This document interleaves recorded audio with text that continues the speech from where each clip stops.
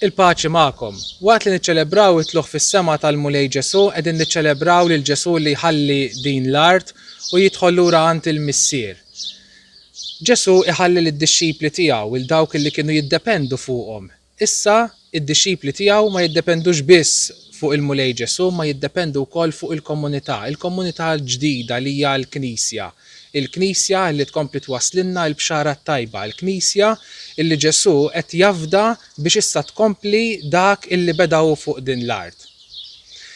Jista' jkun illi jiena u inti jiġu mumenti anke forsi dan iż-żmien illi qegħdin ngħixu fih illi nħossuna berdin, indifferenti, mumenti diffiċli fil-ħajja tagħna. Hekk illi jbeduna mhux biss mill-Knisja ma anke minn xulxin.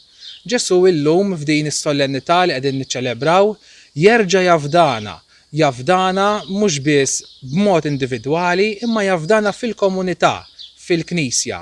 U Ġesu x-xewqa tiegħu illi aħna l-insara, jiġifieri jiena u inti, inkomplu nagħmlu dak li beda hu, jiġifieri illi kull fejn immorru inwasslu l-imħabba, inwasslu l-ħniena, inwasslu l-maħfra lil xulxin.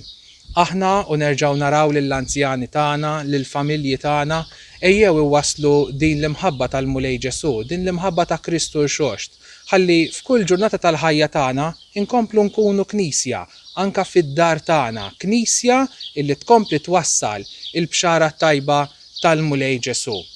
Il-kol għandna d-difetti tagħna, il-kol għandna l-limitazzjonijiet tagħna, imma f'qalbna il-kol nafu illi ħajjitna mingħajr il-Mulej Ġesu differenti. Ejjew inħallu lil Ġesu ikompli jimla il-qalb tagħna u kliemu ikompli jgħajjat meta fil-Vanġelu jgħidilna u wara jiena magħkom dejjem sal-aħħar taż-żmien. Qatt ma jħallina weħedna l-Mulej Ġesu. Sama bħallum ġimgħa jekk Alla jrid niċċelebraw l-inżul tal-Ispirtu Santu fuq l-Apostli. L-Ispirtu Santu li jkompli jimlina bid-dawl u bil-kuraġġ tal-ħajja nisranija tagħna.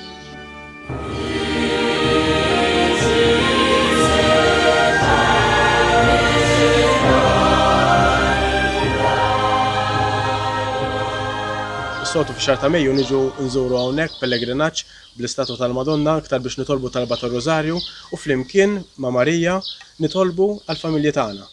Ejjew nitolbu għall-familji biex jirċievu l-Ispirtu Santu l-ewwel għall-familja kbira li hija Knisja, ma wkoll aħna personalment mod individwali jkollna l-qawwa tal-Ispirtu Santu. Dak li jagħtina l-ħajja, dak li ġġalna nkomplu għaddejjin bil-ħajja tagħna minkejja d-diffikultajiet li aħna niltaqgħu magħhom.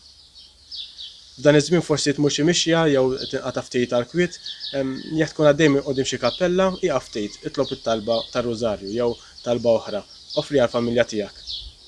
Hekk inkunu qegħdin nkunu Knisja flimkien li naħsbu f'xulxin. Il-Madonna ħalluha tfakkarna illi m'hemm xejn li jista' jifridna mill-ħabba ta' Kristu bina.